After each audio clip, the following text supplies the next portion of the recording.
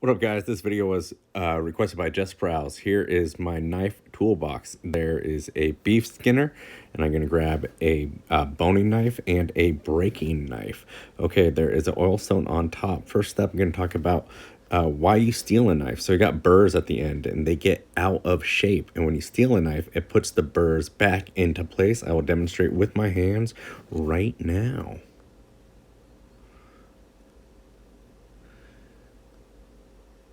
See, a way to tell if a knife is good, if it doesn't catch on your nail. That's how I was trained, and it's an old school way of being trained. If you look at my fingernails, there's little microscopic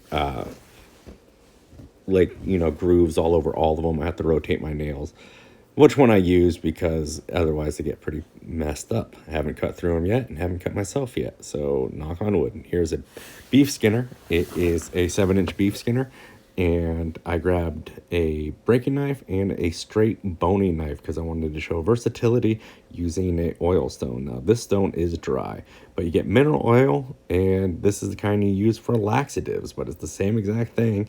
So get it at your Target in the Metamucil aisle.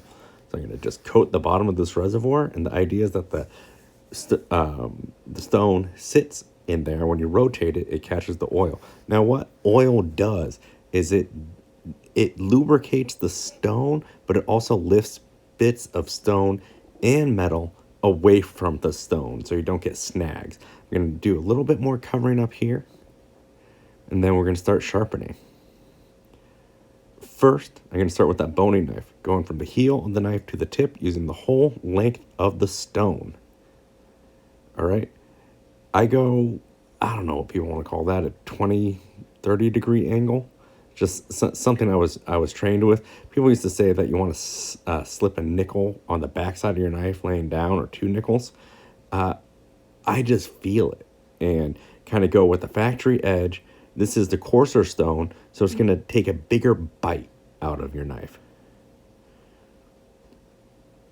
Making sure it's oiled well. Then I'm going to have to get the tip. I'm going to rotate to the finer stone. Doing the same thing, going a little bit light. Now it's fine-tuning that edge, getting it sharp. And there's multiple types of edge you could put on a knife. There's a hollow grind edge, which is super sharp, but also super brittle. It's super good for skinning beef, but I don't have a hollow grinder. Now using that Indian stone, just light feather touches, using the whole length of the stone, getting that tip nice and sharp, and it bites on my thumbnail there. Perfect. Up next is this 8-inch breaking knife. This knife was about a 1/2 inch thicker than it currently is. You could tell by the heel of the knife. And this one I largely mechanically sharpened throughout my career, because most places I've worked have had a mechanical sharpener. Where I currently work now does not. So I'm doing that same technique, using the whole length of the stone and the knife. Now I'm going to just try to put a little bit of sharpness on the point, using the whole, from the heel to the tip, using the whole length. This is the finer.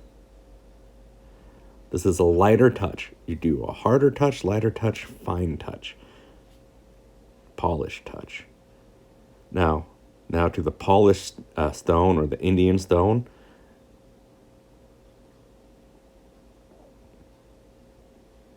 You can see my wedding band tattoo on my finger there. It's my nickname for my wife. And just making sure I get the tip all nice and good. Let's see. Wipe off residual oil and possibly wash your knife before. All right, took it to the polished stone because I just wanted to get it a little bit better. And that was a ceramic steel by F-Dick. Both the knives I've used so far are F-Dick. This one is not. I don't even know what brand of knife this is. I thought it was a Mundell, but it's not. It's very similar in the handle, but it's total utilitarian style knife. It's just generic packing house slaughter knife. Now, typically on a skinning knife, you're going to want to have a hollow grind, but I do not have a hollow grinder. But I do use hollow ground knives, and when the hollow grind wears out, I just end up buying a new knife or take it to a specialist. But the thing with hollow ground edges is they're super fine, but super brittle. So you could cut like a razor blade, but you could drop and fold your knife super, super easily. Now I'm just going to show you a standard 5-inch boning knife that looks like it has no life in it. But this is how I sharpen knives at work. This is what I do every morning now that I work at a place that doesn't have mechanical sharpening systems. I do about this fast, and it's just routine and muscle memory. I actually got a sharper edge on this knife than doing my other knives throughout the video because this is part of my routine. Usually there's not a slower speed. It's just like this because there's a line behind me and I need to get my knives done before I need meat on the block by 7:30. Otherwise, that's the sound of money burning. Hope you guys enjoyed this. Jess, I hope you enjoyed this. Please tell people about the Patreon. And until next time, keep your knives sharp and live in the margin.